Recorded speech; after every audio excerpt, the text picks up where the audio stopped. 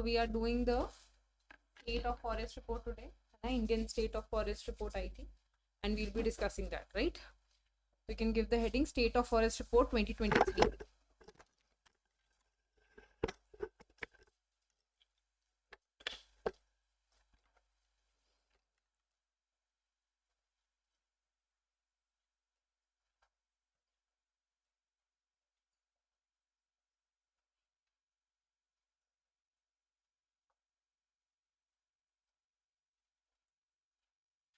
आपके presence point of view से environment के सेक्शन में it forms a very very important part, number one.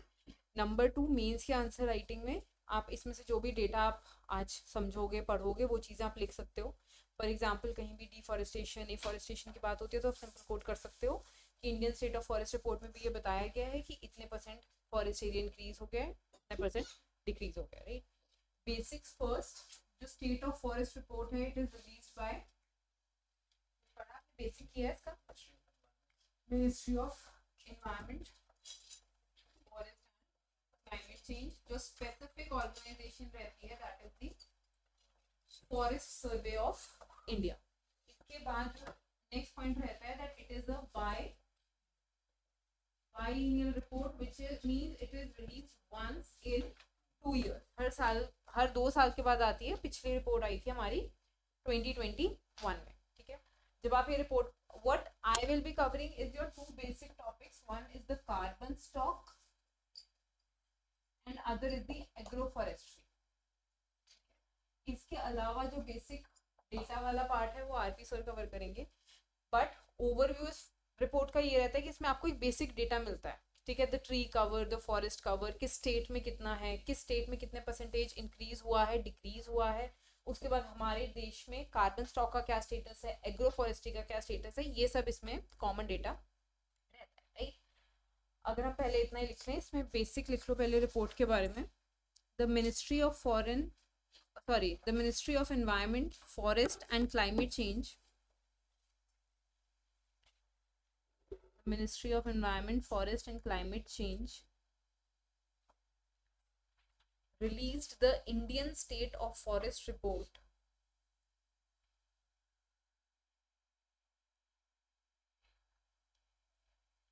released the Indian State of Forest Report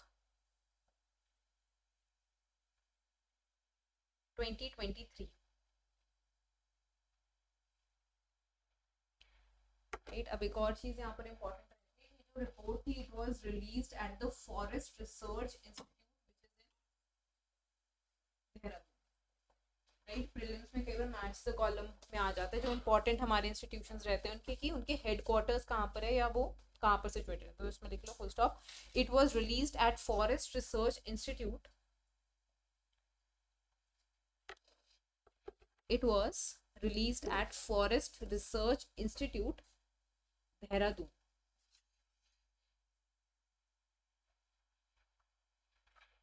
Stop. This report is brought out by,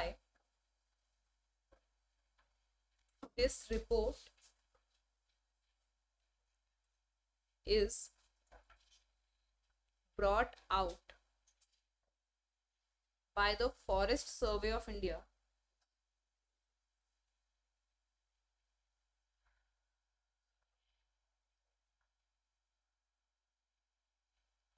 This report is brought out by the Forest Survey of India on a biennial basis,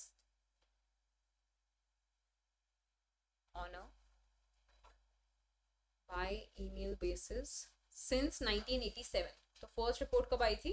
1987, since 1987, full stop।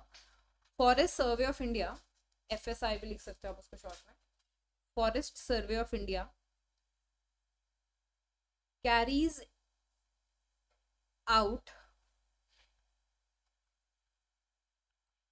out in-depth assessment,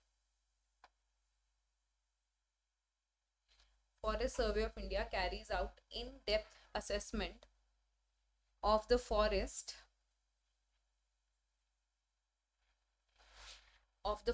and tree resources of the country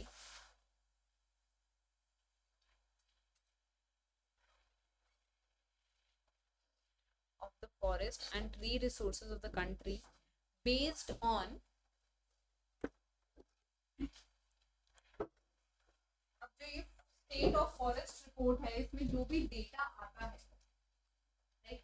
for example इसमें data आया कि पंजाब में 24% forest है, या अरुणाचल प्रदेश में as a percentage of area more than 80% forest है, तो वो डेटा आता कहाँ से है, how are they collecting the data, right.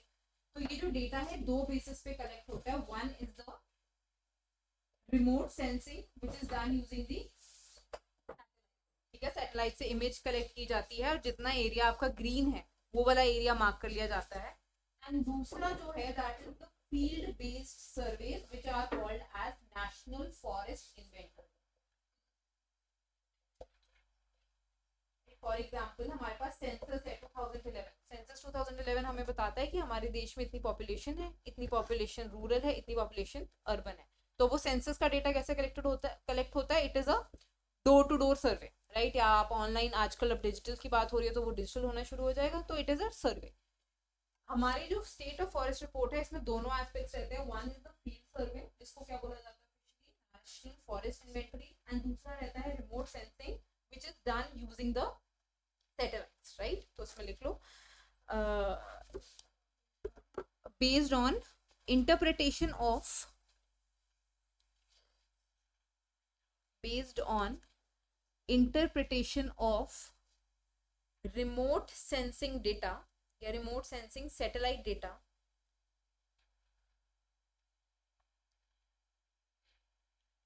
based on remote sensing satellite data and field based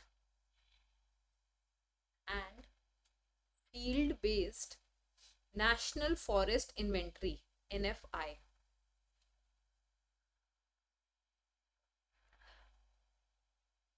and the field based National Forest Inventory NFI, ठीक है। तो ये हो गया हमारा basics about the report. Release कौन करता है, ministry of environment forest change, बनाता कौन है, फॉरेस्ट सर्वे ऑफ इंडिया, कितनी बार बनती है, 2 साल में एक बार बनती है, एंड बनती कैसे है, किस क्या डेटा कलेक्ट होता है, it is the remote sensing and the national forest inventory, and then overview, overall किसमें इंक्लूड क्या क्या होता है, basically the tree cover, the forest cover. अब हम फॉरेस्ट को भी आगे डिवाइड कर देते हैं, there is a dense forest and there is a very very dense forest, right, तो उनकी क्या क्लासिफिकेशन है, कितना परसेंटेज ऑफ एरिया है, ये सब ब्रॉड डेटा इसमें होता है, राइट। अगर अब हम ब्रीफ में फॉरेस्ट सर्वे ऑफ इंडिया के बारे में लिख लें प्रिलिम्स पॉइंट ऑफ व्यू से, तो you can give a subheading Forest survey of India.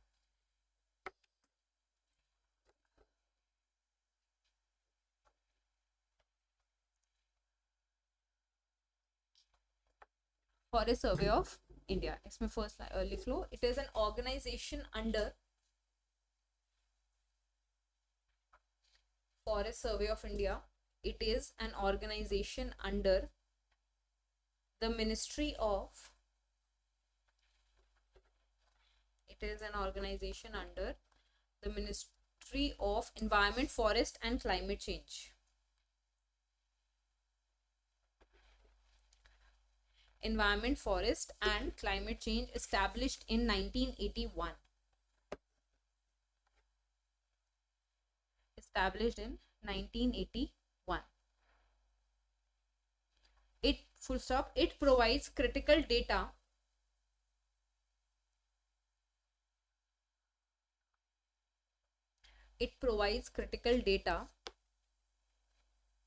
and analysis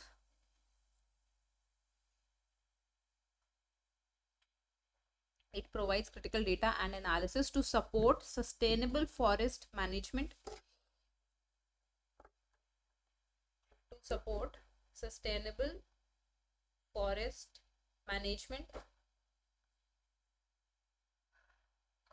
policy making and conservation efforts.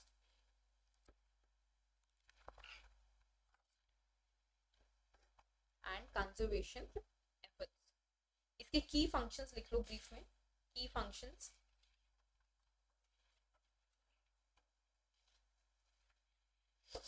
क्या क्या रहते हैं फॉरेस्ट सर्वे ऑफ इंडिया के की functions,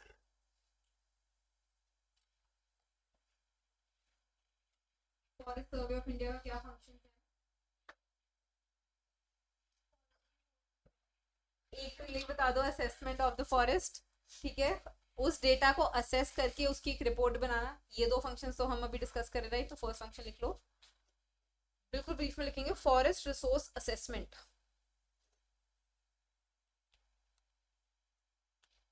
forest resource assessment, bracket में लिख लो, publishes that data in Indian State of Forest Report, ISFR, publishes that data in ISFR, India State of Forest Report. Next point, carries out the National Forest Inventory.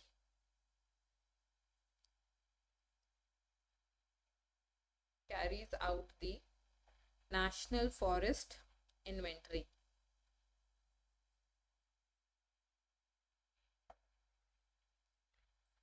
Next point, monitoring forest fires. So it is also a function of the Forest Survey of India, monitoring forest fires. Hyphen डाल के आप लिख सकते हो, it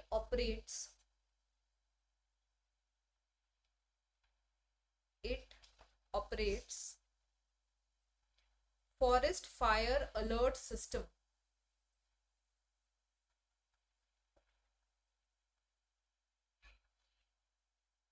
It operates forest fire alert systems in collaboration with the forest departments.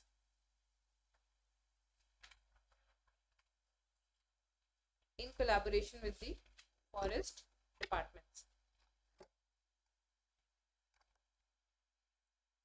And last point लिख लो, capacity building. Capacity building and the training of forest officials.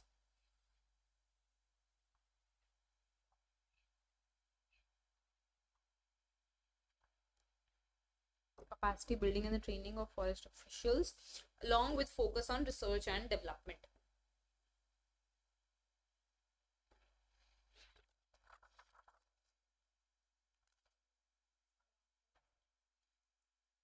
Along with focus on research and development.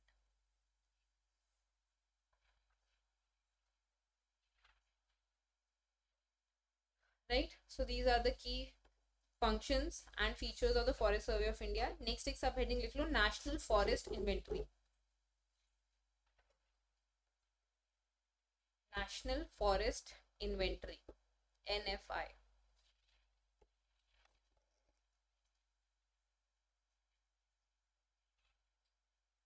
इसमें क्या लिखो, it is a systematic exercise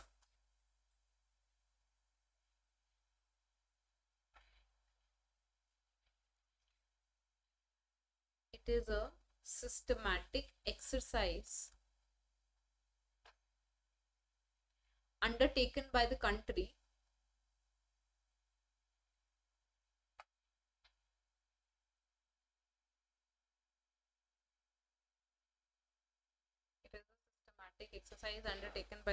to assess, monitor,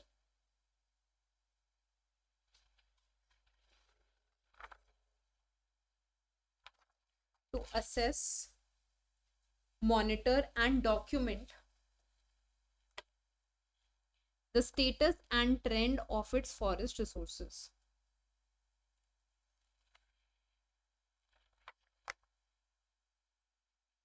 And trends, how it is increasing, decreasing,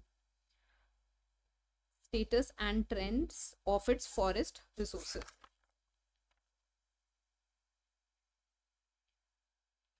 Paragraph change करके लिख लो, it includes components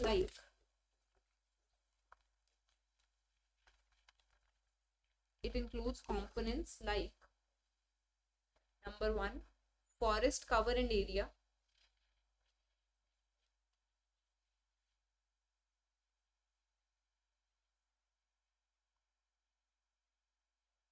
Forest cover and area.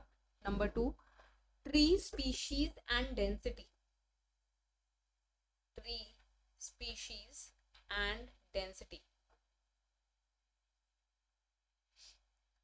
Number 3, biomass and carbon stock.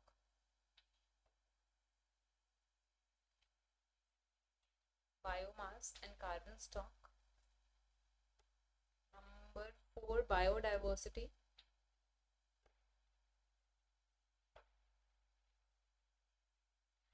And last is the socio-economic aspects.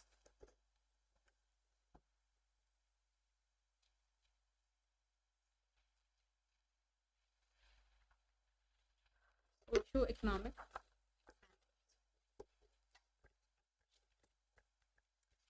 अब एक अगर हम brief में लिख लें, applications of this report और the national forest inventory. Applications.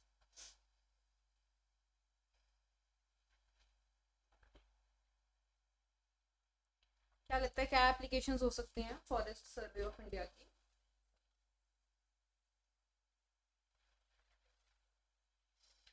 Applications या बेनिफिट्स या रेलेवेंस, हमें ये चीज देखने की जरूरत ही क्या है, हमारे देश में कितना फॉरेस्ट है और उसकी क्या क्वालिटी है, क्या ट्रेंड्स है.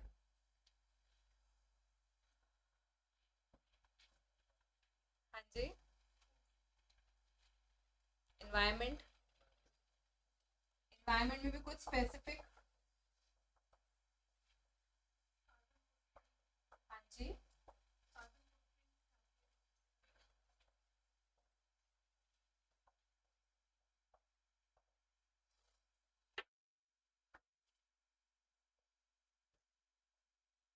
फॉरेस्ट सर्वे में हम फॉरेस्ट पढ़ रहे हैं and what I am asking is उसकी क्या एप्लीकेशन है. तो आपको बेसिकली क्या बताना है, फॉरेस्ट का क्या यूज है या फॉरेस्ट की क्या वैल्यू है, राइट? तो क्या लगता है क्या क्या यूजेस हैं, what are the roles of forest?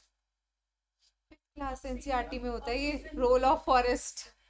If I literally go to a government school and I ask a fifth class student ना what is the role of forest, एक से आगे एक होके बताएंगे कि मैं बताऊंगा कि मैं बताऊंगा.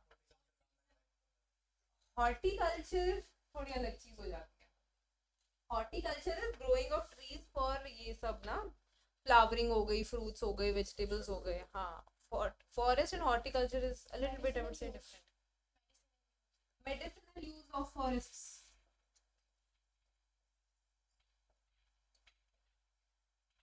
Anything else? Essential services.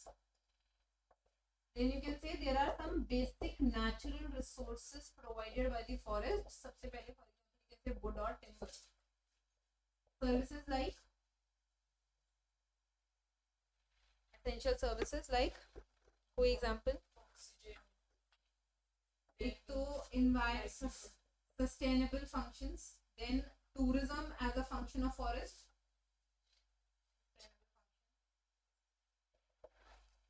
Anything else? हाँ जी. Yes. बायोडाइवर्सिटी फंक्शन, वैसे ये सर्विसेज में आ जाते हैं. इतनी रिच बायोडाइवर्सिटी हमारे फॉरेस्ट मेंटेन करके रख सकते हैं. और आजकल जो हम पढ़ते हैं the increasing human animal conflict, right? जैसे वो elephants they come into fields, right? Tigers और ये सब ह्यूमन और एनिमल्स का जो इंटरेक्शन बढ़ता जा रहा है, one of the reasons for them is declining of forest. आप उनके घरों में घुसते जा रहे हो या उनके घर के साथ छेड़खानी कर रहे हो, that they have to leave their homes and come to you to find their foods, right? तो आपका almost everything somehow is connected to forest. Environment में डालेंगे इसको. There are so many international convention and treaties जो इस पे work करती हैं. कन्वेंशन एंड ट्रीटीज कोई स्पेसिफिक एग्जांपल? सीओपीज हो गए. कुछ और जो हमारा पेरिस क्लाइमेट में हमारे नेशनली डिटरमिन्ड कॉन्ट्रीब्यूशंस हैं, हमने जाकर वर्ल्ड प्लेटफॉर्म पे, इंटरनेशनल प्लेटफॉर्म पे ये कमिट किया हुआ है कि हम इतना अपना कार्बन स्टॉक बढ़ाने वाले हैं. कार्बन स्टॉक कहाँ से आता है? सबसे ज्यादा कार्बन स्टॉक आता है फॉरेस्ट से, ठीक है? तो अब वही वाली बात आ गई. Next topic that we are going towards is the carbon stock. Carbon stock होता क्या है, फॉरेस्ट का कार्बन स्टॉक में क्या रोल है, एंड उस चीज को कैसे इंक्रीज किया जा सकता है, राइट? एनवायरमेंट में भी अगर हम बात करें तो कार्बन फुटप्रिंट मैंने लिख दिया, but carbon footprint is a very different thing. What is a carbon footprint?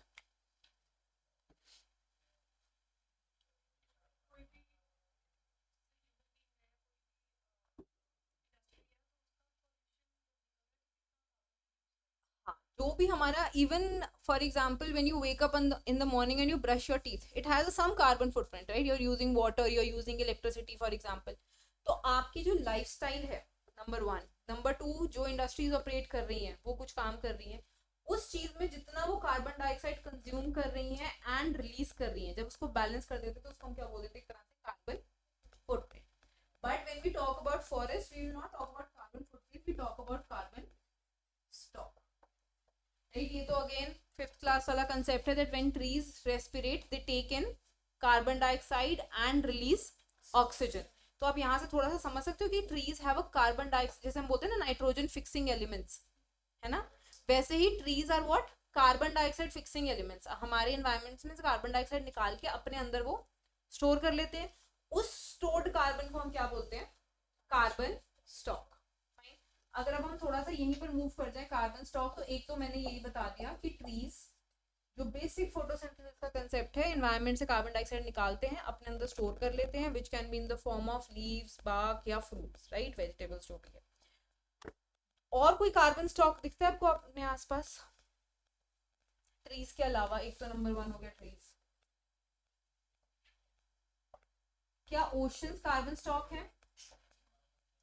Right, carbon sink, oceans carbon sink, carbon stock kind of आप वही जो जगह या जो एक्टिविटी अपने अंदर कार्बन डाइऑक्साइड एब्जॉर्ब कर ले और कम रिलीज करे, that is known as a carbon sink.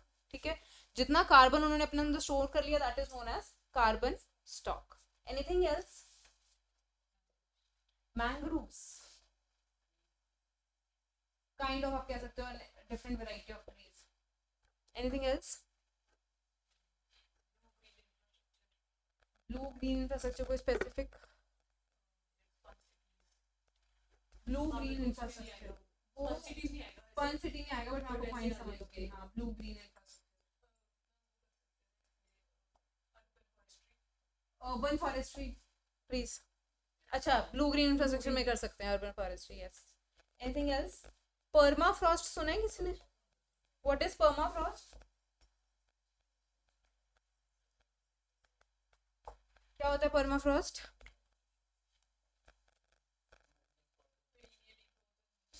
कुछ ऐसे एरियाज हैं हमारे धरती पर, हमारे ग्लोब पे, विच आर परमानेंटली फ्रोजन, या कह सकते हो एक साल की जो मेजोरिटी टाइम में वो क्या रहते हैं, दे आर फ्रीज्ड। ठीक है, for example the north and the south pole, the arctic and the antarctic. अब वो जो परमाफ्रॉस्ट है, that is basically a layer of ice जिसके नीचे देयर इज सॉइल। आम जैसे हमारी सॉइल है वैसे सॉइल है, उसके ऊपर बर्फ जमी हुई है। जस्ट बिकॉज वहां पर बर्फ जमी हुई है, वहां पर बायोलॉजिकल या ऑर्गेनिक एक्टिविटीज इतनी ज्यादा स्लो होती हैं कि जो डीकेइंग ऑफ, फॉर एग्जाम्पल वही we are going to very basics fifth class वाले, जब एक ट्री लीफ गिरता है ऑन दी अर्थ, उसका डिकम्पोजिशन स्टार्ट हो जाता है, राइट? वो पूरी साइकिल बनती है, पहले ब्रेकिंग होती है, फिर डिकेइंग होती है, कैटाबॉलिज्म, जो भी उसमें स्टेप्स रहते हैं, right? When any organic matter decays, it releases carbon dioxide. तो this is how carbon cycle works. CO2, अगर हम कार्बन साइकिल डिस्कस करें simple, how does carbon cycle work? There is CO2 gets fixed by trees, right? Trees then either die or they, for example, you can say decompose, and this decomposition releases back CO2 in the air. This is a very simple part, right? Trees से आगे आप animals में चले जाते हो, when animals decompose then they again release CO2.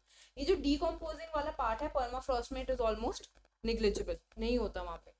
इस वजह से जो सारे ट्रीज, एनिमल्स जिनकी भी डेथ होती है, दे आर लाइक लिटरली, जो फॉसिल्स वाला कंसेप्ट है वो वहीं पर रह जाते हैं, they don't decompose, which stops the release of CO2 into the atmosphere, which makes them a carbon stock, और you can say a carbon sink, right? This is the basic concept of carbon stock on trees. हमने सबसे पहले बात लिखा था, तो जो हमारे फॉरेस्ट हैं, they are the rich source of carbon stock. Also they are known as the lungs of the earth, right? क्योंकि हमारी जो अर्थ है किसके थ्रू ब्रीथ करती है? Through the trees, right? तो अगर हम ब्रीफ में पहले लिख लें role of forests, mining areas जो एब्जॉर्ब करते हैं, हाँ हाँ, वैसे इन जनरल जो mining activity, that is called for releasing CO2, क्योंकि जैसे आपने धरती को छेड़ा तो CO2 रिलीज हो जाती है उसमें से। कोल सीम बेड्स, हाँ हाँ, मीथेन बेड्स भी होते हैं, है ना, मीथेन बेड्स। तो पहले आप ब्रीफ में लिख लो द रोल ऑफ फॉरेस्ट्स। एक बहुत इंपॉर्टेंट रोल भूल रहे हैं वैसे यहाँ पे, डिजास्टर मैनेजमेंट एनवायरनमेंट में डाल देते हैं, biodiversity done. National forest policy क्या कहती है वैसे? हाँ, बेसिक जो हमारा idea of the national forest policy is कि 1/3 of the area should be under forest cover. तो अगर हमने उस चीज को असेस करना तो we need the forest survey of India. Anything else? Role of forest, एक सोशल एंड कल्चरल रोल भी रहता है फॉरेस्ट का। सीक्रेट ग्रुप्स, राइट, कितनी ही ट्राइब्स हैं जो फॉरेस्ट में रह रही हैं, एंड सिर्फ रह ही नहीं रही है, उनके लिए वो उनका लाइवलीहुड है, उनका घर है, उनके लिए वो उनकी पूजा करने वाली जगह है, right. So there is a very very big social and cultural role that forest play, right. तो इसको लिख लो ब्रीफ में, रोल ऑफ फॉरेस्ट में कह सकते हो, yes yes, gene pools.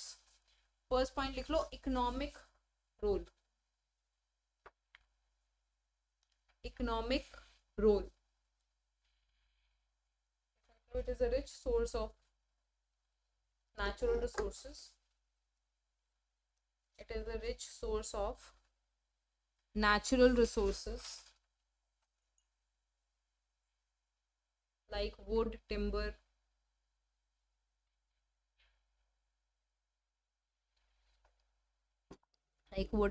etc. Also crucial in the tourism industry. Also crucial in the tourism industry. Next point, environmental role.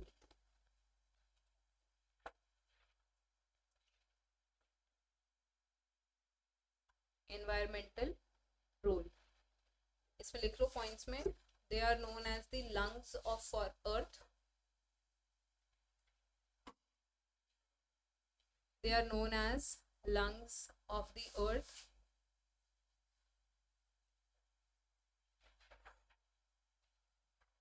Crucial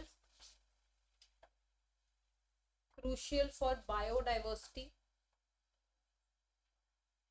Crucial for biodiversity. Bracket में लिख लो both flora and fauna.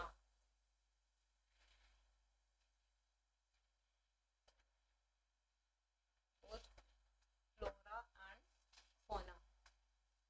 Next point लिख लो, shelter against many natural disasters or calamities. Shelter against many natural disasters or calamities. कोई example इसका? Anything else? Natural disasters में forest का थोड़ा specific role रहता है। फ्लड्स हो गए, साइक्लोन्स में specifically the role of mangroves along the cyclone and the tsunamis. तो लिख लो for example the role of mangroves against cyclones और tsunamis.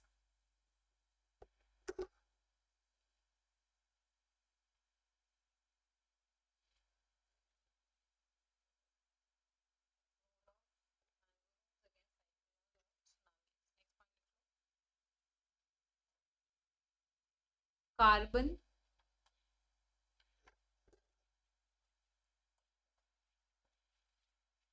sequestration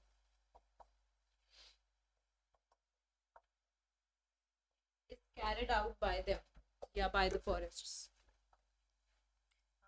Sequestration is carried out by the forests. Next point, they play a central role in carbon dioxide fixing. They play a central role in carbon dioxide fixing.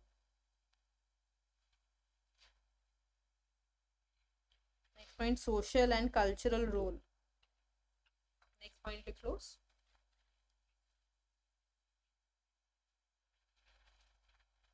Social and cultural role. For example, the sacred groups.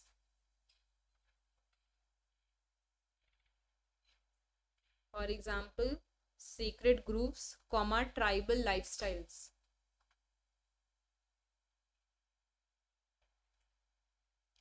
Sacred groups, comma, tribal lifestyle.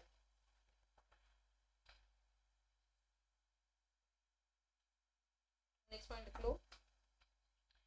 Provides essential services. Provide essential services like sustainability function,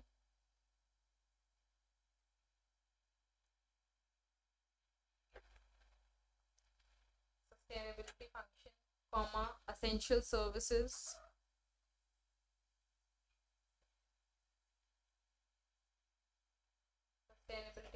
essential service, medicinal use, etc.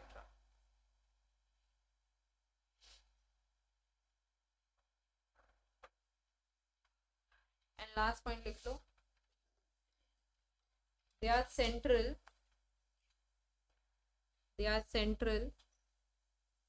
to many international conventions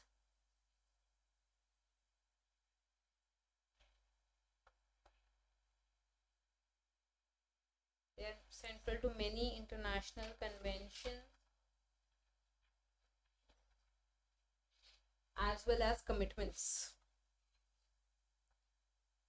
They are central to many international conventions as well as commitments. For example, the nationally determined contributions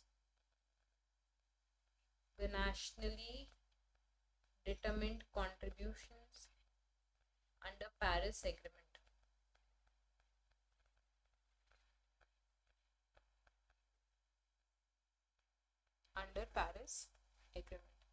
इसके अलावा एक और वो रहता है Bonn Convention is different, Bonn Challenge is different. When we talk about forest, we talk about Bonn Challenge. It talks about land degradation neutrality. Right, ऐसी terms ना UPSC की थोड़ी सी फेवरेट रहती हैं. कोई ना कोई एक टर्म उठा के पूछ लेते हैं कि किससे रिलेटेड है. Right, so land degradation neutrality में यही बात होती है कि जो डिग्रेडेशन हो गई है पहले तो उसको वहीं रोक दो and then try to reverses. सी कार्बन, जब भी हम कार्बन न्यूट्रल की बात करते हैं या लैंड डिग्रेडेशन न्यूट्रल की बात करते हैं तो it does not mean carbon zero. ठीक है, एक जनरल कंसेप्ट है. Carbon zero emission versus carbon neutrality is different. Carbon zero emission means whatever happens we will not release a single unit of carbon dioxide into the air is what carbon zero. Carbon neutrality means कि हम जितना release करेंगे उतना हम क्या कर देंगे, वापस स्टॉक में डाल देंगे या रिस्टोर कर देंगे या उतना उसको हम कॉम्पेंसेट कर देंगे. That is neutrality. तो land degradation neutrality basically means कि whenever we are doing agriculture, we are doing any type of infrastructure activity, तो लैंड तो डिग्रेड होने वाला है. राइट, बट हम उसको क्या करेंगे, न्यूट्रल. कॉम्पेंसेटरी ये forestation is one aspect. Right, तो हम आई थिंक एग्जांपल लिख रहे थे उसमें ये लिख लेना बॉर्न चैलेंज एंड ब्रैकेट में लिख लेना land degradation neutrality.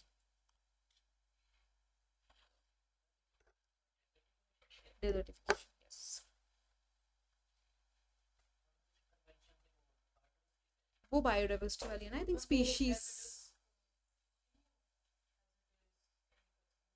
Born convention या तो स्पीशीज वाली भी है, माइग्रेटरी स्पीशीज पे.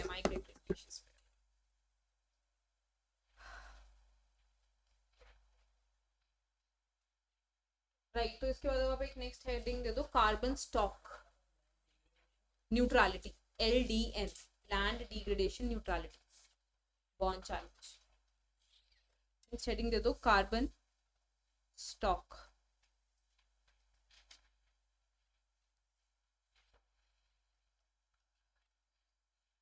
इसमें पहले लिख लो थोड़ा सा इसके बारे में. Globally carbon is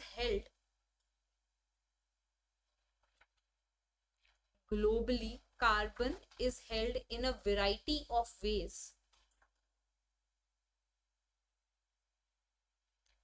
globally carbon is held in a variety of ways on the earth, like oceans, comma, fossil fuel deposits, comma, fossil fuel deposits, comma, terrestrial system,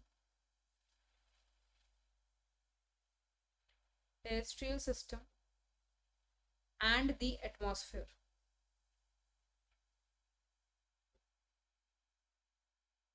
and the atmosphere. अगर आप देखो जो हमने चार चीजें लिखी हैं, basically means ocean means पानी में, फॉसिल फ्यूल मींस धरती के नीचे, टेरेस्ट्रियल सिस्टम मींस धरती के ऊपर वाला जो भी सिस्टम चल रहा है, एटमॉस्फेयर मींस एयर, राइट. तो हमारे आसपास जितने भी हमने इतने सारे एग्जांपल्स लिखे थे, उन चीजों को हमने चार बेसिक कैटेगरीज में क्लब कर दिया. One is in the oceans, then fossils, then on the ground the terrestrial system, and finally the atmosphere. इसमें लिख लो full stop. Forests play a significant role, forests play a significant role in climate change scenario.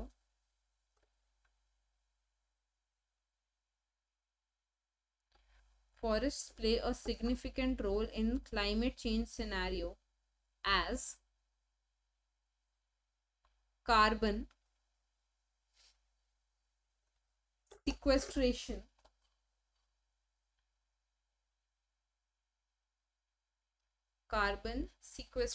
by forests is inexpensive way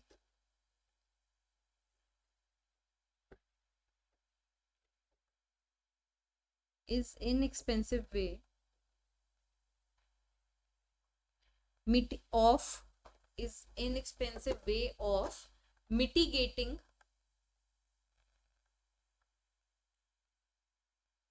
climate change effects.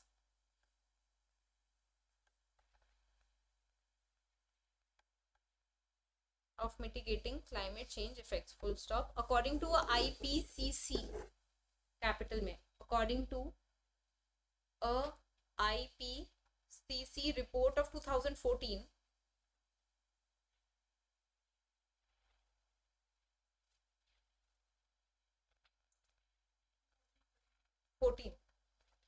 according to a IPCC report of 2014, almost two-thirds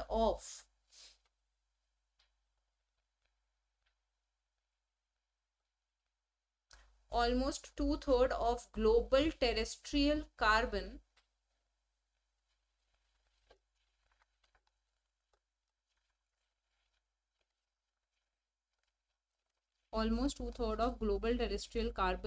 is contained in forest and forest soils.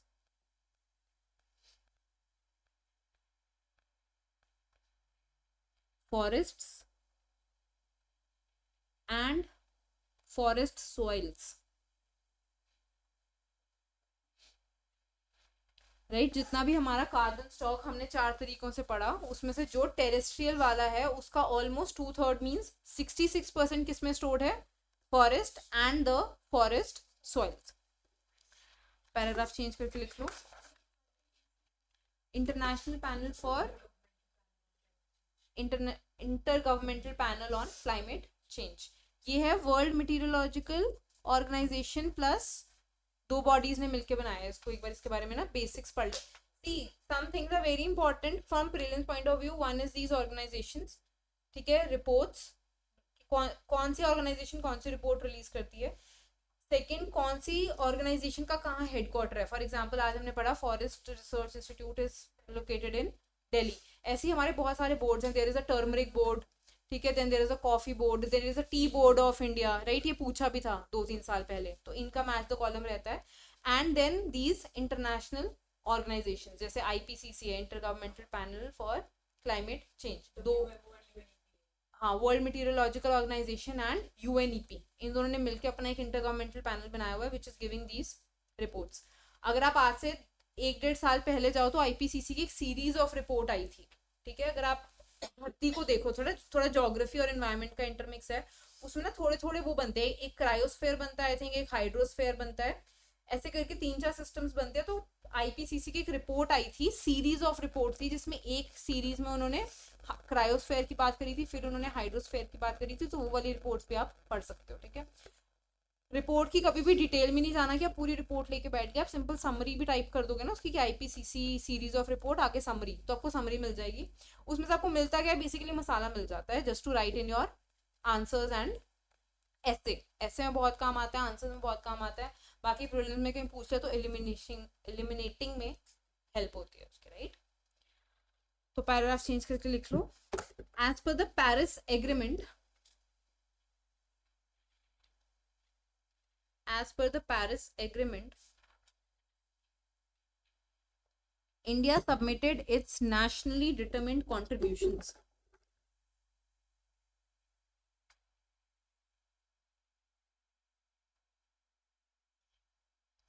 As per Paris Agreement, India submitted its nationally determined contributions, which included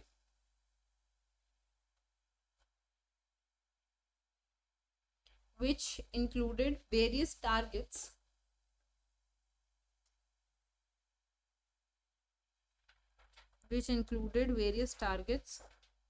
like creating additional carbon sink,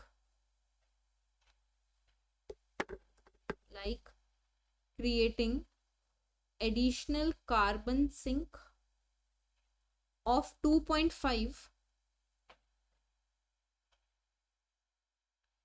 to 3 billion. 2.5 to 3 billion ton of CO2 equivalent.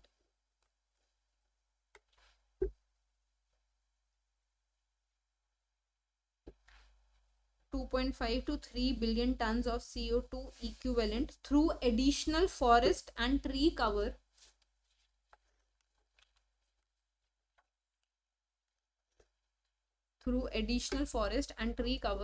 by 2030.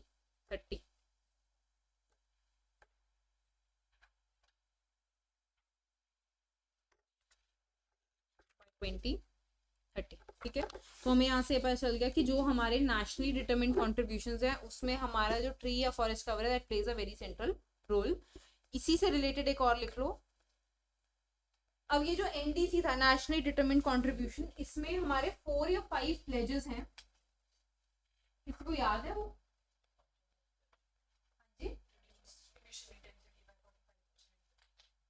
emission intensity by 45%. Anything else? हाँ जी, renewable energy by,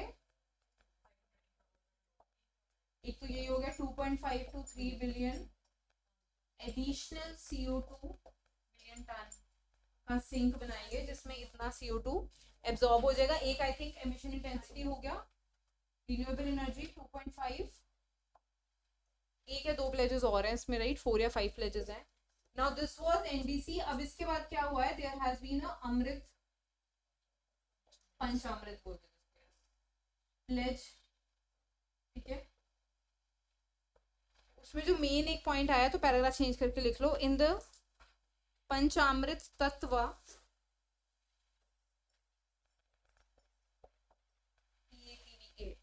in the पंचामृत तत्व, bracket में लिख लो अगस्त 2022, तो ये अगस्त 2022 में declare हुआ था। In the पंचामृत तत्व अगस्त 2022, India has further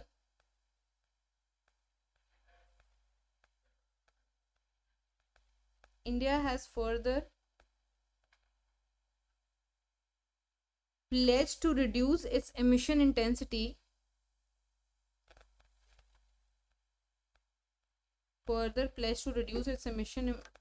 by 2030.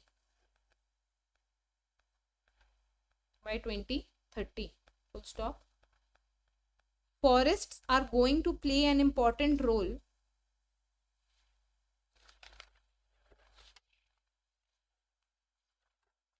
forests are going to play an important role in achieving this target.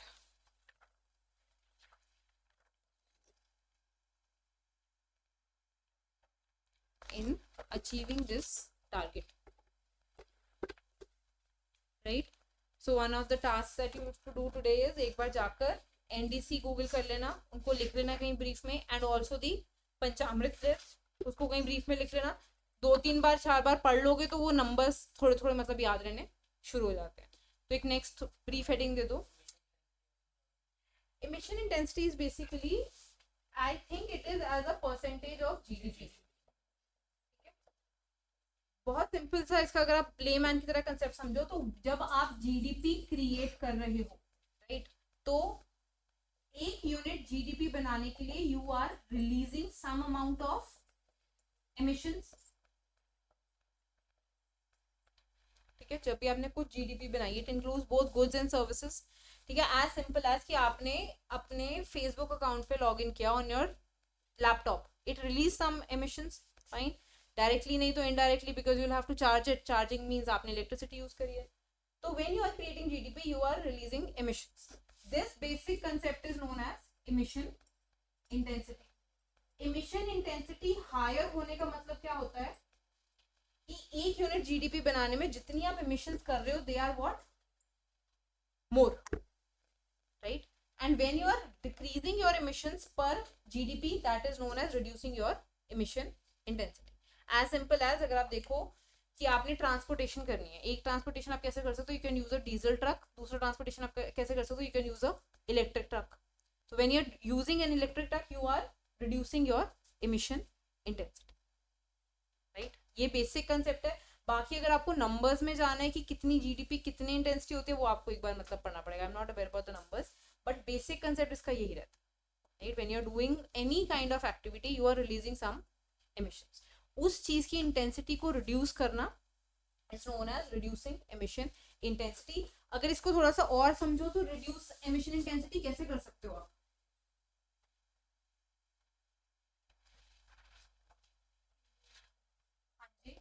reducing emission intensity,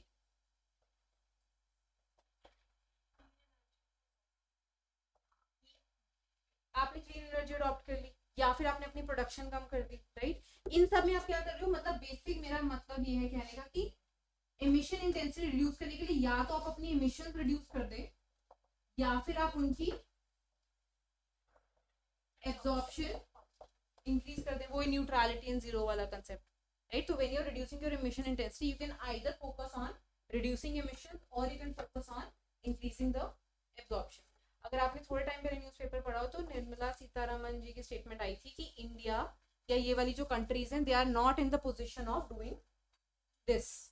ठीक है, हमारे पास ना उतना पैसा है, ना हमारे पास उतनी टेक्नोलॉजी है, ना हमारे पास R&D है. यूएसए जो हमसे 100 साल आगे बैठा हुआ है उसने हमारी धरती को एक्सप्लॉइट करना भी 100 साल पहले शुरू कर दिया था. तो अगर अब वो ये चीज कर रहा है तो इंडिया ये चीज नहीं कर सकता. इंडिया ज्यादा से ज्यादा क्या कर सकता है, ये वाला चीज कर सकता है, पहली बात. और दूसरी बात उन्होंने क्या बोली थी कि now it is the responsibility of the developed countries to help India in doing this और दिस, जिसको हम दूसरे वर्ड्स में क्या बोल देते हैं, common but differentiated responsibility, right. अगर आप आज कह देते हो कि इंडिया में जी इलेक्ट्रिक व्हीकल्स लॉन्च कर दो, यूएसए में हो चुके, कनाडा में हो चुके, क्या इंडिया कर सकता है, नहीं. इंडिया के पास ना उतना पैसा है, इंडिया के पास अभी और बहुत प्रॉब्लम है डील करने के लिए. तो now it is the responsibility of the developed world, the first world countries to help not just India, बाकी जो भी हमारे भाई बहन इधर साउथ ईस्ट में है, राइट, भूटान हो गया, बांग्लादेश हो गया, they all need help in reducing the emission intensity. और यही प्रॉब्लम है ना, व्हाई डिड वो Trump government leave Paris climate. ठीक है, ट्रम्प गवर्नमेंट जो अब मतलब इट्स कमिंग बैक, उनका सबसे 2-3 मुद्दे काफी कॉमन मतलब काफी स्ट्रॉन्ग एंड क्लियर है. वन इज द इमिग्रेंट्स वाला, ठीक है. दूसरा is protectionism, America for American वाला. एंड तीसरा इज एनवायरमेंट. ठीक है, उनका यही है कि कॉमन विद डिफरेंशिएटेड रिस्पॉन्सिबिलिटी नहीं है, या तो सब इक्वल फुटिंग पे आओ या फिर मत आओ, अपना अपना घर संभालो, right. Coming back to different forest carbon pools. एक सब हेडिंग दे दो, डिफरेंट फॉरेस्ट कार्बन पूल्स। एक फॉरेस्ट में किस किस तरह से हम कार्बन स्टोर करके रख सकते हैं। Different forest carbon pools.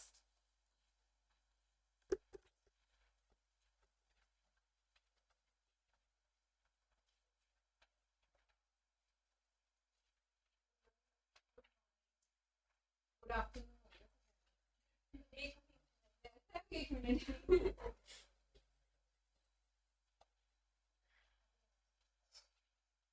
Different forest carbon pool.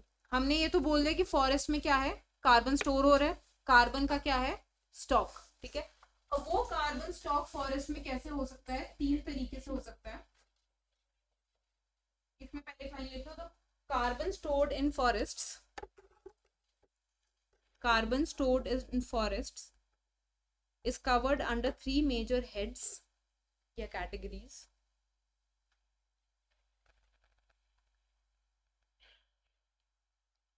Carbon stored in forests is covered under three major heads. Number one लिखो, living biomass.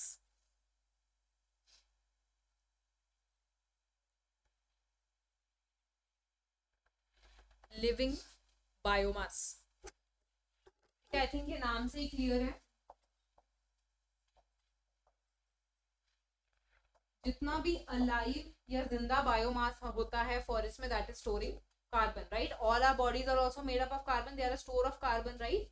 तो जितना भी लिविंग बायोमास है, which includes both flora and fauna, ठीक है। बट इसमें एक point आता है, लिविंग बायोमास दो तरह का होता है, one is above ground and other is under. जो ट्रीज की रूट्स वाला जो सिस्टम होता है, that is living biomass, but it is under the ground. तो इसमें लिख लो, it includes the living aspect, it includes the living aspect of both flora and fauna,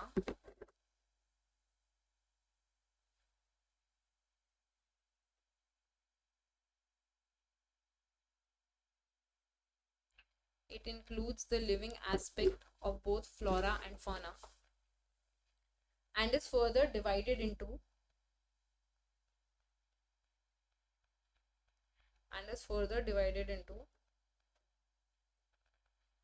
number one, above ground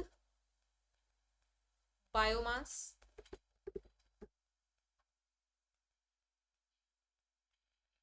above ground biomass and below ground biomass.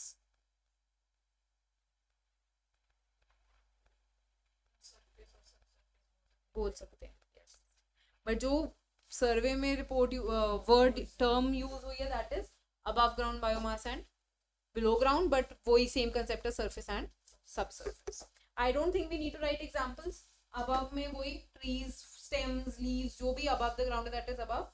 Below में majorly आपका आ जाता है जितना भी उनका रूट सिस्टम है। सेकेंड कैटेगरी लिख लो, dead organic matter.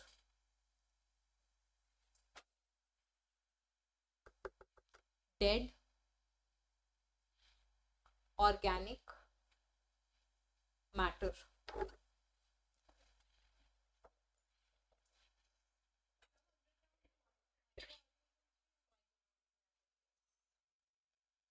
But microorganisms are not the carbon stock in themselves, na? They will microorganisms. When we talk about microorganisms, we majorly talking about bacteria wala aspect, na? Bacteria is further making up fungi when it becomes moss or a lichen, तब वो carbon हो जाता है। मतलब microorganism majorly seen as, कह सकते हो, but वो रोल ज्यादा प्ले करते हैं in carbon stock, right. Dead organic matter, इसमें क्या आएगा, डेफिनेटली वही जो मैंने बताया कि when a tree dies it starts decomposing, it is a carbon stock. An animal dies, right. जो भी ट्रीज एंड एनिमल का वेस्ट होता है, that is also made up of carbon, right. तो इसमें ब्रीफ में लिख लो, it includes all non-living woody biomass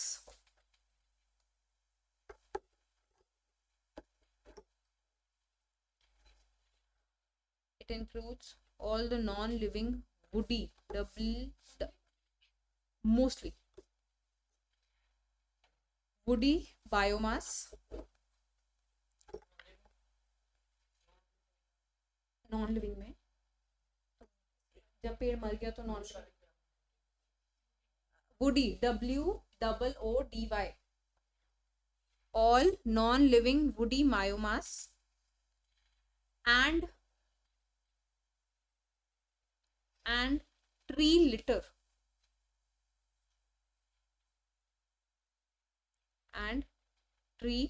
LITTER. Stop.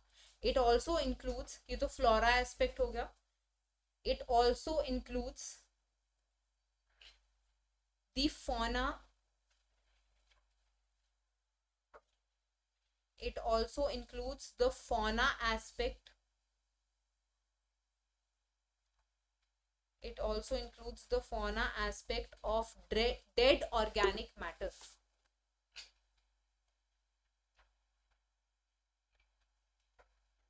It also includes the fauna aspect of dead organic matter, right?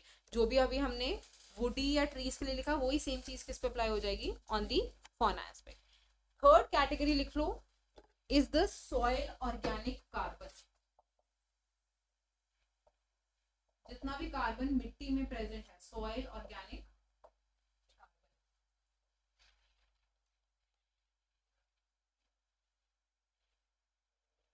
इसमें लिख लो it includes carbon contained in the soil organic matter.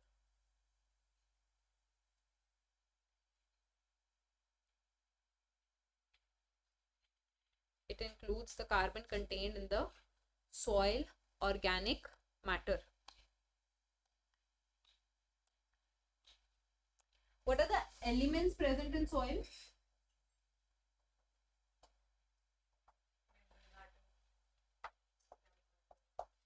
Elements में हम inorganic या की बात करते हैं. कोई वो बता सकता है क्या बनता है इसमें?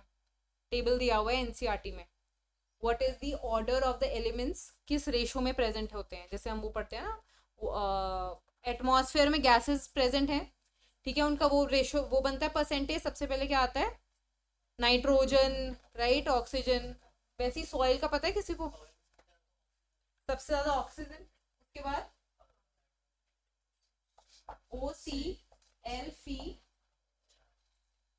का ना KMg, ठीक है. तो ये होता है द एलिमेंट ऑफ सॉइल. तो आपको यहां से पता चल जाएगा सॉइल में क्या नहीं है. क्या पढ़ रहे हैं हम? कार्बन. तो there is no carbon in the soil. तो सॉइल में कार्बन कहां से आता है? From the dead organic matter. तो आप कहीं नोट कर सकते हो इसको, एलिमेंट्स ऑफ सॉइल OCl फी का ना KMg. Oxygen, silicon, aluminium, iron, calcium, sodium, potassium and magnesium.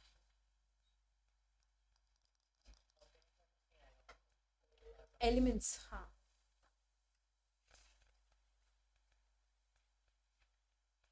और एयर का क्या बनता है? No AC. याद है किसी को नो AC? मतलब nitrogen, oxygen, argon, carbon dioxide,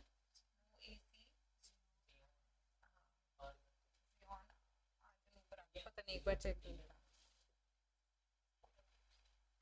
कर लेना. हाइड्रोजन नहीं आया इसमें, हाइड्रोजन आएगा. एनीवेज ये भी कर लेना बेसिकली.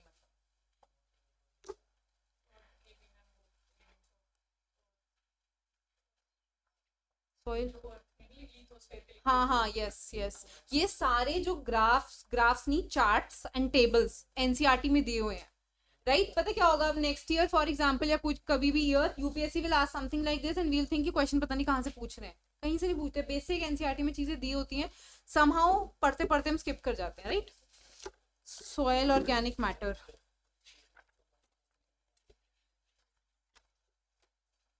कार्बन स्टॉक में एक लास्ट पॉइंट लिख लो स्टार मार्क करके. स्टार मार्क करके एक पॉइंट लिख लो.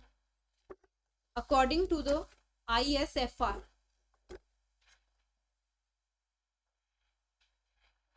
according to the ISFR, Arunachal Pradesh has maximum carbon stock. According to ISFR, Arunachal Pradesh has the maximum carbon stock, followed by MP and Chhattisgarh, Madhya Pradesh and Chhattisgarh.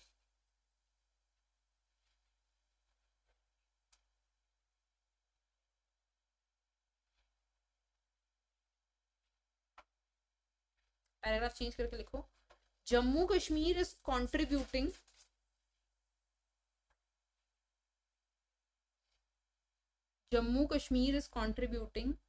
maximum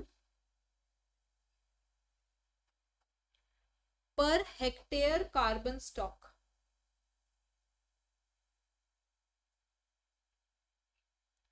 Is contributing maximum per hectare carbon stock, followed by Sikkim, Himachal, and Himachal, HP.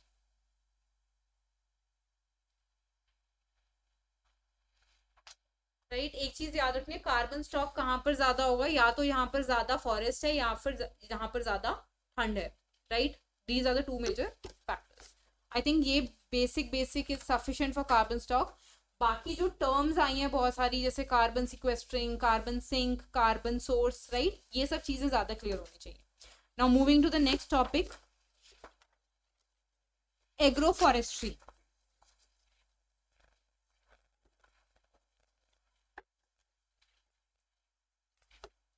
ठीक है, अगर आप report देखोगे ना, forest report, that is divided into some 11 और 12 chapters. जो carbon stock वाला था इट वाज चैप्टर 6, एंड जो agro forestry it is chapter 7, 6 and 7. तो नेक्स्ट हेडिंग दे दो, एग्रो फॉरेस्ट्री.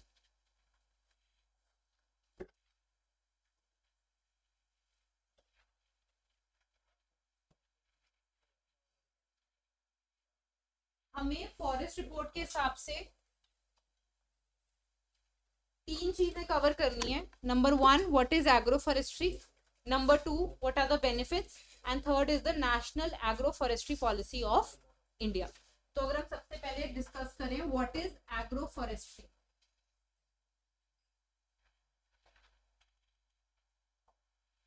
क्या है agro forestry?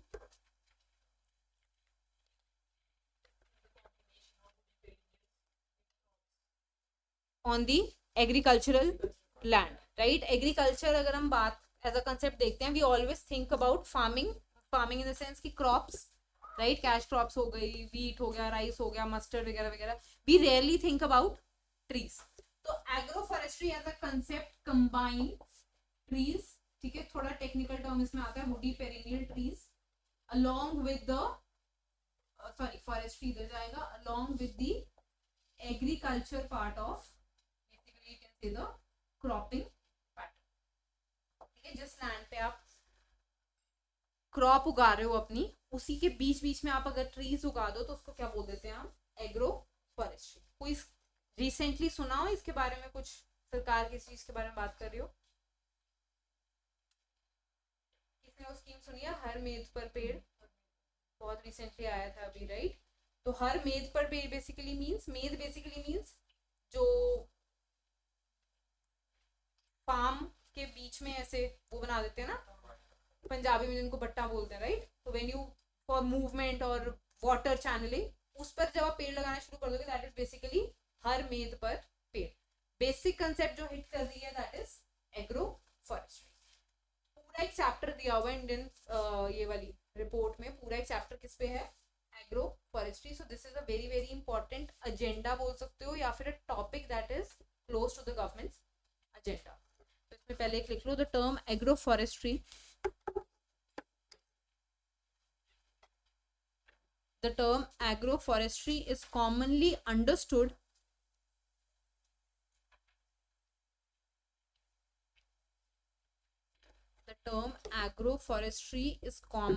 understood as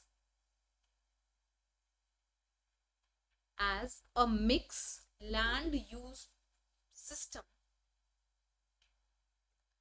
The term agroforestry is commonly understood as a mixed land use system integrating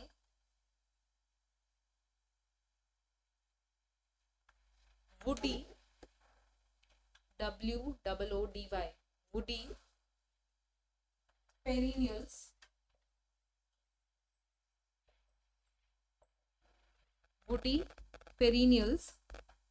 bracket में लिखो trees,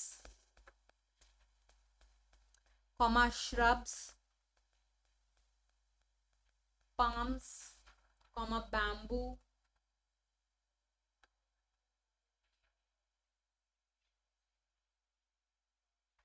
palm, PALMS, palms, bamboo, etc. bracket close, within the agriculture systems.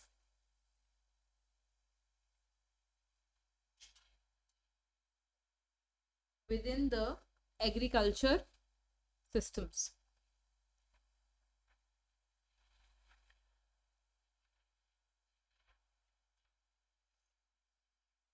क्या लगता है क्या benefits होंगे इसके, अगर हम एक जगह पे जहां पर हम पहले सिर्फ क्रॉप्स उगा रहे थे वहां पर अब हम क्रॉप्स के साथ साथ trees which means woody perennials, right, वो भी उगाना शुरू कर देंगे.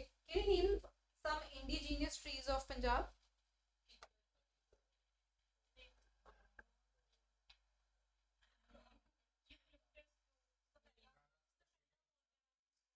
इंडिजीनियस नहीं है, हाँ, इट्स नॉट.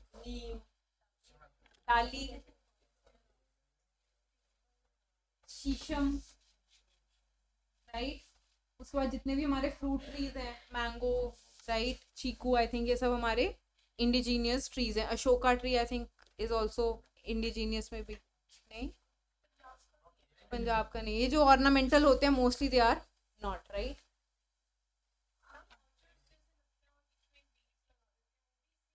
क्या चीज?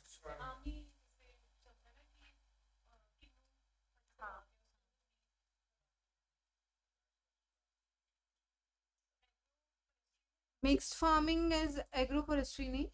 How is it difference? नहीं, जो ये बोल रहे हैं दैट इज एग्रोफॉरेस्ट्री है. मिक्स्ड फार्मिंग इज वो वाला ना, इंटीग्रेटेड फार्मिंग, कि उनका वेस्ट इधर इनका वेस्ट उधर वाला सिस्टम आया. एग्रोफॉरेस्ट्री है हाँ, जहां पर ट्रीज एंड उसका कॉम्बिनेशन हो गया क्रॉप्स का, दैट इज मेजरली एग्रोफॉरेस्ट्री. क्या बेनिफिट्स लग रहे हैं इसके?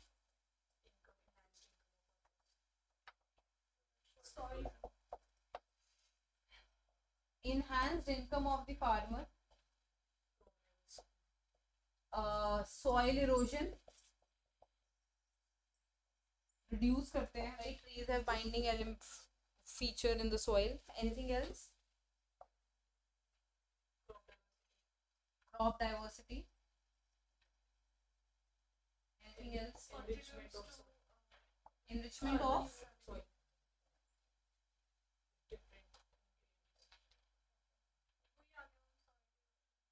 soil erosion is different. Soil erosion is कि जब आपने पेड़ लगा दिया तो मिट्टी की बाइंडिंग एलिमेंट इंक्रीज हो गया. Enrichment of soil is basically जो उनका वेस्ट निकलेगा या उनका वो है नाइट्रोजन फिक्सिंग वाला, वो शुरू हो जाएगा. Anything else? डेफिसिट कर देंगे, बट डेफिसिट ज्यादा तब होते हैं व्हेन यू स्टार्ट वो exploitation of the soil, right. Enrichment of the soil कैसे होगी? जो उनका वेस्ट वगैरह होता है उनसे मेन्योर वगैरह बनती है ना, तो it is more conducive. Anything else? Circular economy लिख सकते हैं, वैसे इसमें भी लिखा हुआ है तभी मैं लिखने लगी थी, बट एक्सप्लेन. जैसे फॉर एग्जांपल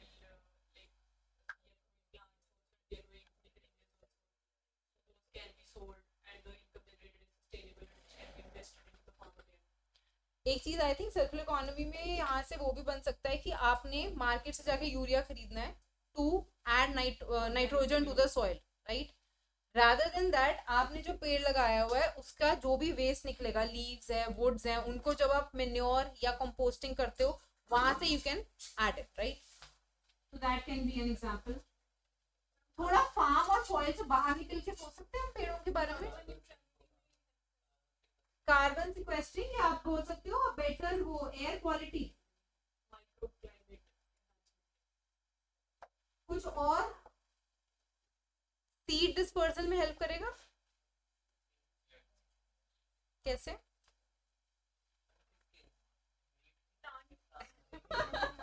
इन जनरल नहीं, आप ये बताओ कि क्या ट्रीज लगाने से सीड डिस्पर्सल में हेल्प हो सकती है? हो सकती है. कैसे? Birds आएंगे. ट्रीज आर वो हाउसेस फॉर, या हाउस से ज्यादा हैबिटेट है, जो भी थोड़ा प्रोफेशनल वर्ड आप यूज कर सकते हो, for birds and so many animals, right? Tree dispersal में it helps. Fine, anything else? चलो पहले इतना लिख लो.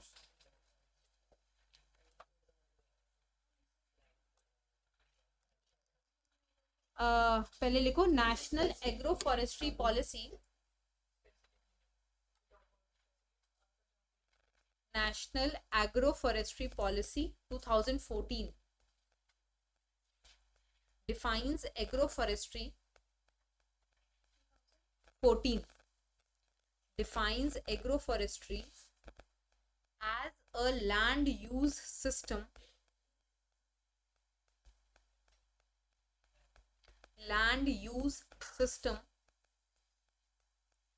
which integrates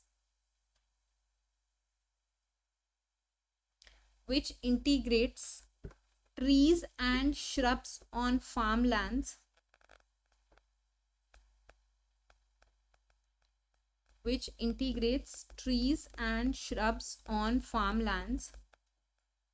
to enhance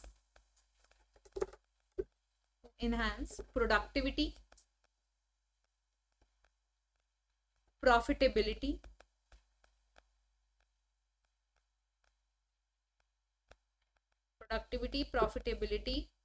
diversity and economic sustainability.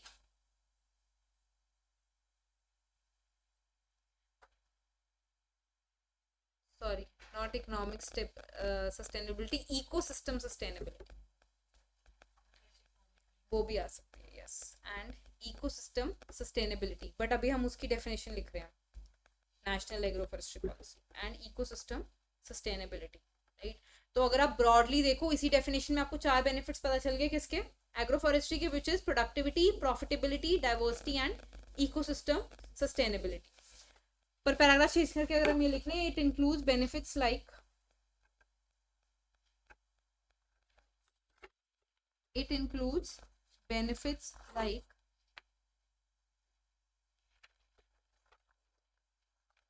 Number 1, क्या चीज? जैसे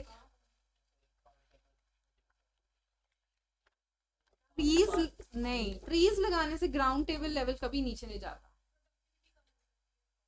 क्रॉप प्रोडक्टिविटी बोल सकते हो, बट ट्रीज मतलब वैसे जनरली देखा जाता है कि अगर आपने ग्राउंड वाटर रीस्टोर करना है तो वहां पर पेड़ लगाए जाते हैं.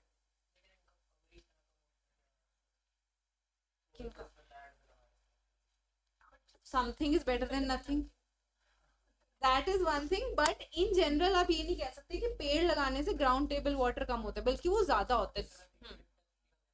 हाँ हाँ, तभी मैंने बोला कि हमने किसकी बात करी, इंडिजीनियस ट्री. अगर आप एलियन या इन्वेजिव स्पीशीज लगाएंगे तो वो तो आपको हार्म करने वाला है, नंबर 1. दूसरी बात, जब आप यूकलिप्टस लगा रहे हो तो आप लगा ही इसी एजेंडा से रहे हो कि जितना ज्यादा मेरे पास प्रोड्यूस आएगा, वैसे तो एग्रोफॉरेस्ट्री में भी वही है कि आप जितना ज्यादा उससे प्रोड्यूस लोगे आप इनकम लेना चाहते हो, बट वो इन्वेजिव एलियन वाली बातें हो जाती है, वो हमारी नेचुरल वेराइटीज नहीं है, ठीक है? वो एक्सप्लॉइट करेंगे, उनको आपको पानी देना ही देना पड़ेगा. बट जो तभी मैंने स्पेसिफिकली तभी पूछा था, what are the indigenous varieties. एक तो हमें इंडिजीनियस वैरायटीज पता नहीं होती, क्यों? क्योंकि हम आजकल अपने आसपास ज्यादा एलियन वाली देख रहे हैं. इंडिजीनियस वैरायटीज विल नेवर, तभी वो ना, मतलब वो ये ना, when you start one topic you can go to, मतलब सब कुछ इंटरलिंक हो जाता है. जब हम उसकी बात करते हैं कॉम्पेंसेटरी एफॉरेस्टेशन वाला जो कंसेप्ट है, कैंपा जिसको कहते हैं, कैंप या कैंपा, राइट? अब उसमें प्रॉब्लम क्या आती है कि आपने क्या किया, आपका नेचुरल फॉरेस्ट था. नेचुरल फॉरेस्ट मींस जो चीजें आपकी धरती को सूट कर रही हैं, वो वाले पेड़ वहां पर उगे हुए थे, वो आपने काट दिए, वहां पर आपने अपना मॉल बना दिया. फिर आपने क्या बोला कि मैंने 1 हेक्टेयर फॉरेस्ट खराब किया तो मैं 2 हेक्टेयर की कॉम्पेंसेशन कर देता हूँ. बट आप कॉम्पेंसेशन किसकी करते हो? ऐसी वेराइटीज की जो हमारे लोकल नहीं है या हमारे उसको सूट नहीं कर रही है. तो this is one of the major drawbacks of that compensatory afforestation वाला प्रोग्राम. प्लांटेशन स्पीशीज लगा देते हैं, राइट. बट अगर आप अपनी इंडिजीनियस ट्रीज की बात करो, they will never harm the environment, right. वो तो आपका बल्कि वो बोलते हैं ना कि दे अट्रैक्ट द क्लाउड्स, एक जो सिंपल सा कंसेप्ट होता है कि जितना ज्यादा ट्री कवर उतने ज्यादा बारिश होने के चांसेस बढ़ते जाते हैं. बट अगर आप यहाँ पर यूकलिप्टस वगैरह देखोगे, वो तो फिर हार्म करेंगे, वो तो सॉइल की क्वालिटी को भी खराब करेंगे. They are not made for us, right. तो लिख दो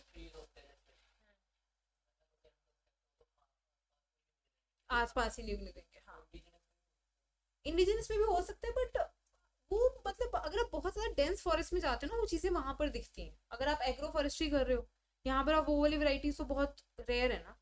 वो चीजें होती हैं जिसको हम बोलते हैं ना कि मेरे को हिंदी टर्म याद नहीं आ रही, कि जो जंगली वैरायटी खुद ही उगी हुई चीजें हैं, वो नेचर ने बना के भेजी हैं. अगर हम करते हैं तो we don't go towards two species generally, right. Benefits में लिख लो. First, enhanced income.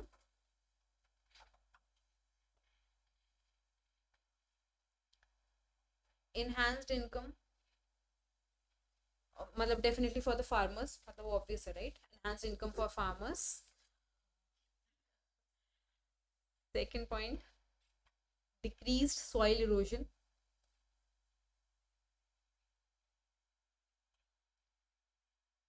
Decreased soil erosion, ठीक है. Trees are also made for wind barrier, right. जितना आपका प्लेन लैंड होता है उतनी तेज हवा चलती है और उतना तेज आपका जो टॉप मोस्ट लेयर का इरोजन होता है, दैट इज फास्टर. तो कई विलेजेस में पेड़ सिर्फ इस उससे भी लगाए जाते हैं टू स्टॉप दी विंड. किसी और, हाँ, शेल्टर बेस, किसी और पर्पज से पेड़ लगाए जाते हैं विलेजेस में, to demarcate the land, right. एक बहुत कॉमन या पॉपुलर यूज है पंजाब के विलेजेस स्पेसिफिकली, कि पेड़ों से किसकी अपने फील्ड या अपने एरिया की क्या की जाती है, डीमार्केशन, राइट. सॉइल इरोजन लिख लो. Reduce soil erosion effects. Next point लिख लो. Promotes crop diversity. Promotes crop diversity.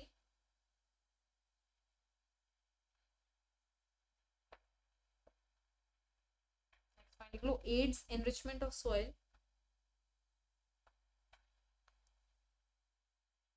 Ads enrichment of soil. Next point लिख लो.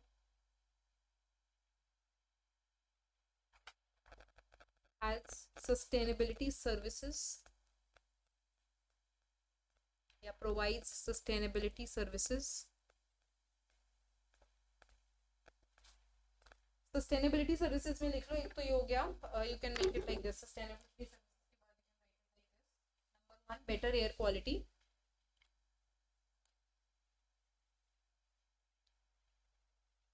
Number 2, shelters biodiversity. Shelters biodiversity.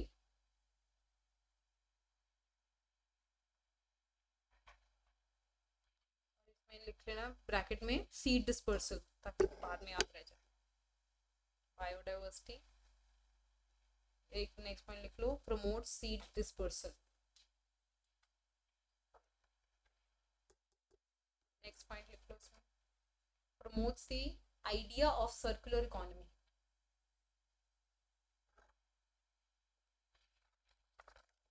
promotes the idea of circular economy. वो आपका promote होएगा. आपका carbon footprint नीचे आएगा, right. एक फार्मर, अगर आप बेसिक कंसेप्ट देखो तो जो हमारे राइस फील्ड हैं, they are the biggest source of methane, ठीक है. हमारी एनवायरमेंट क्राइसिस में एग्रीकल्चर की बात की जाती है, तो जितनी भी हमारी पैडी कल्टीवेशन है, they release a lot of methane. तो अगर आपने for example 10 unit methane release करी अपने फील्ड से, उसमें से 2 यूनिट भी अगर आपने एब्जॉर्ब करवा ली वापस थ्रू दीज ट्रीज, तो इट इज समथिंग बेटर. तो वो लाइफ इनिशिएटिव में भी फिट हो सकता है, that your lifestyle is suiting the environment. Lifestyle for environment initiative. But ये वाली बात है, अगर आपने चीजें बोलनी है तब तो आप एक्सप्लेन कर सकते हो, बट अगर आपने मेंस के आंसर में लिखनी है तो इंटरलिंकिंग स्टैब्लिश करनी कई बार थोड़ी डिफिकल्ट हो सकती है, राइट. क्योंकि lifestyle for environment totally urban वाली तरफ चला जाता है ना, कि ट्रांसपोर्ट की जगह साइकिल यूज कर लो, वॉक कर लो. तो वहां पर ये चीज एक्सप्लेन करनी थोड़ी सी मुश्किल हो सकती है in words, in limited words, कि how agroforestry will suit to life. तो अब नेक्स्ट ब्रीफ में लिख लो national agro forestry policy of 2014.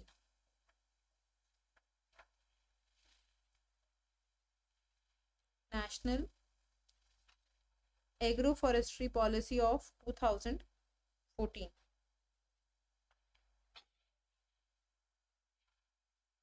It was launched by the government of India.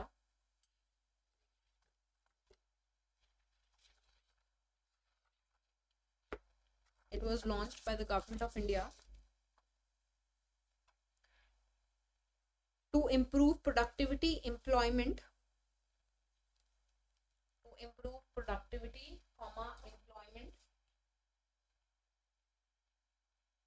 income and livelihood opportunities.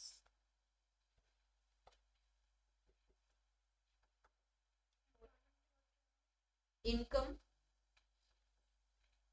productivity, employment, income, and livelihood opportunities of rural households.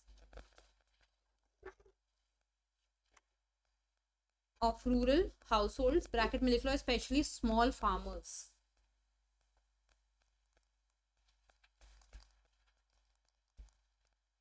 Of specially small farmers. ठीक है, agriculture में एक important concept चलता है which is doubling farmers income. ठीक है, government of India ने इसके लिए कमेटी भी बनाई थी, Ashok Dalwai committee. It talks about doubling the farmers income. तो बहुत हॉट टॉपिक है, इस पे क्वेश्चन आ सकता है, या फिर सिंपल क्वेश्चन ही आ सकता है. लाइक अगर हम पीसीएस पॉइंट ऑफ व्यू से बात करें तो पंजाब में एक बहुत बड़ा प्रॉब्लम है इज द एग्रीकल्चर डिस्ट्रेस. तो एग्रीकल्चर डिस्ट्रेस रिड्यूस करने के लिए या फार्मर इनकम डबल करने के लिए agro forestry is one of the way forwards, right. तो इसमें लिख लो फुल स्टॉप के बाद as a follow up to NAP, national agriculture policy, as a follow-up to NAP,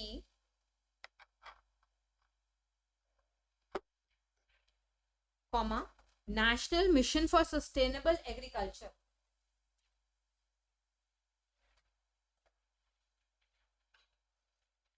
National Mission for Sustainable Agriculture was also launched in 2016.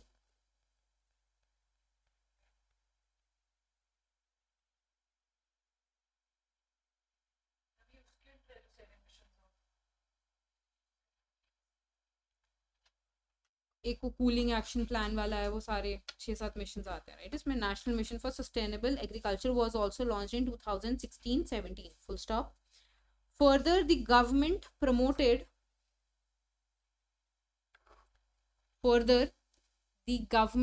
promoted initiatives like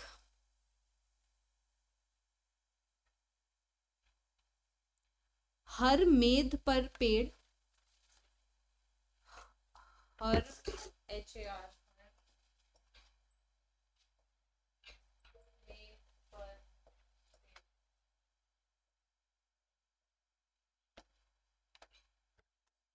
हर मेद पर पेड़,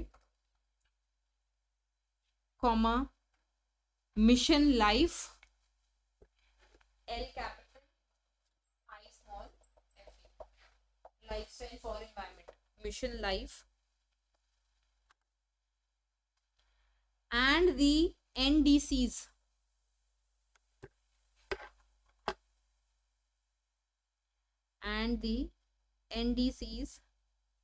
to enhance concepts like agroforestry.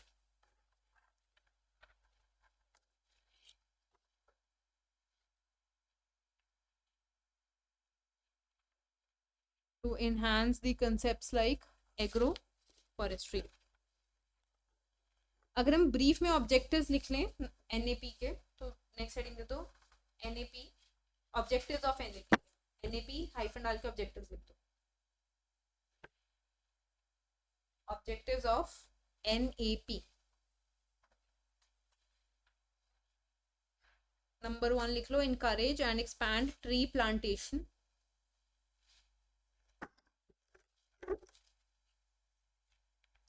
Encourage and expand tree plantation. हमने बिल्कुल starting में एक line लिखी थी to इन वो जब हमने एग्रो फॉरेस्ट्री की डेफिनेशन लिखी है अकॉर्डिंग टू एनएपी, हमने लिखा है ना टू वो enhance productivity, profitability, diversity and ecosystem sustainability. तो वही सेम लाइन यहाँ पर आ जाएगी कि क्यों हमने encourage and expand करनी है tree plantation to enhance productivity, sustainability, etc. etc. Second लिख लो ब्रीफ में, protect and stabilize ecosystems.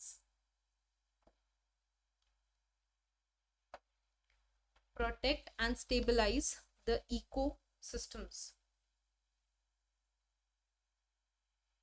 Hyphen डाल के लिख लो promoting resilient farming.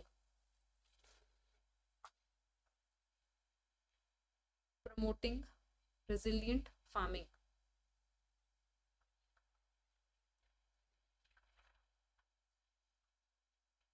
Next point, meeting the raw material requirement of wood industries.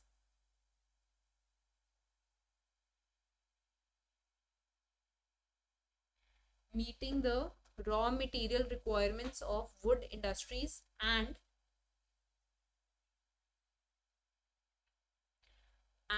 agroforestry products.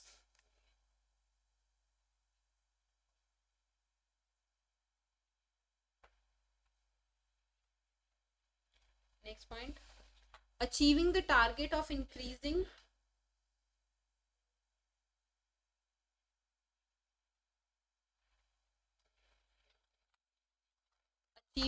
the target of increasing forest or tree cover. क्या forest cover है पंजाब का? हाँ, it is somewhere around 3.5%, right. And advisable कितना होता है? Around 33%. 1/3 of the area should be under trees. और हम कहाँ पर हैं?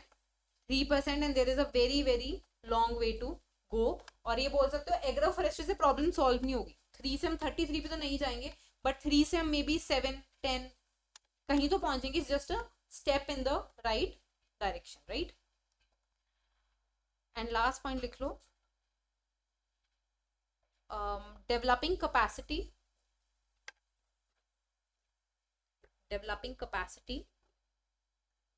and strengthening research in agroforestry.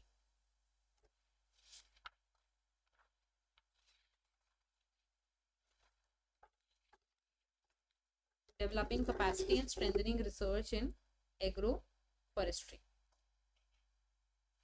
Paragraph change करके क्लास लाइन लिख लो एग्रोफॉरेस्ट्री में. The Green Credit Initiative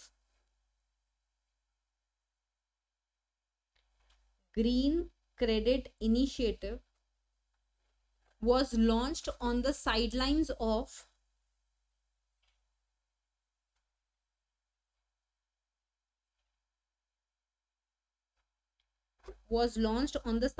of COP28. COP28, and it is in line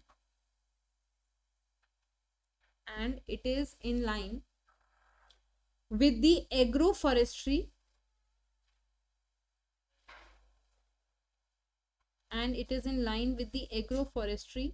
and tree plantation agendas of the government.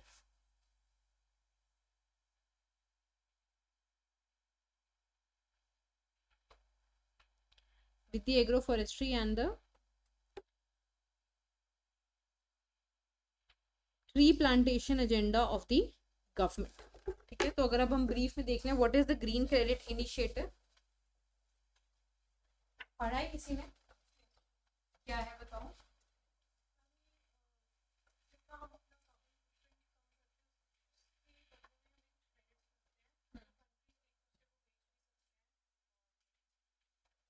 That is international.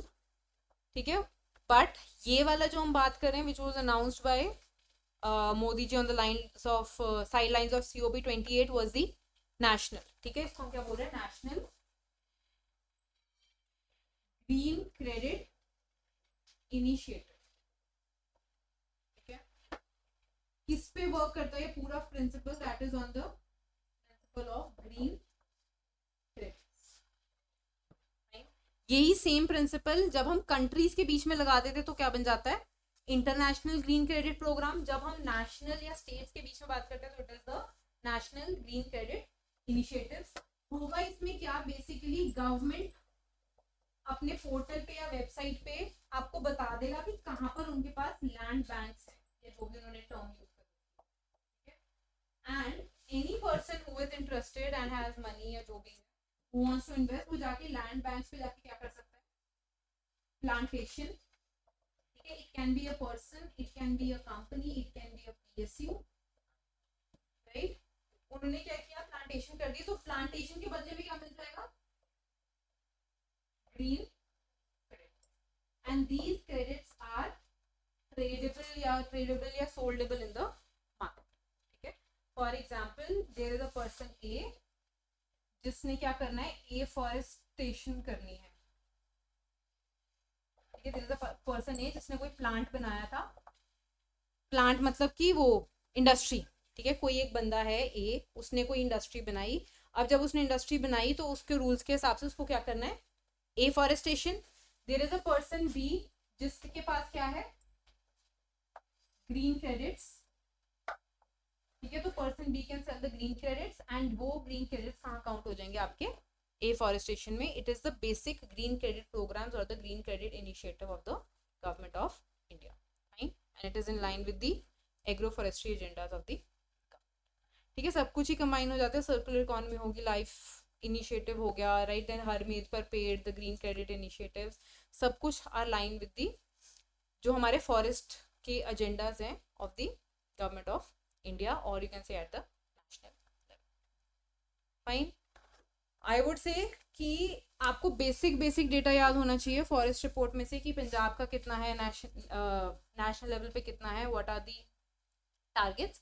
ज़्यादा datas में मत जाना, what you need to understand more is the problem, right. Problem क्या है, forest survey report हमें उसके क्या solutions बताती है, एंड हम उसके लिए क्या कर रहे हैं या क्या कर सकते हैं, फाइन।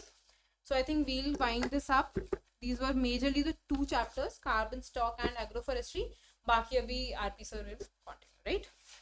किसी को कोई डाउट, कोई दिक्कत? चलो ठीक है, ओके, थैंक यू।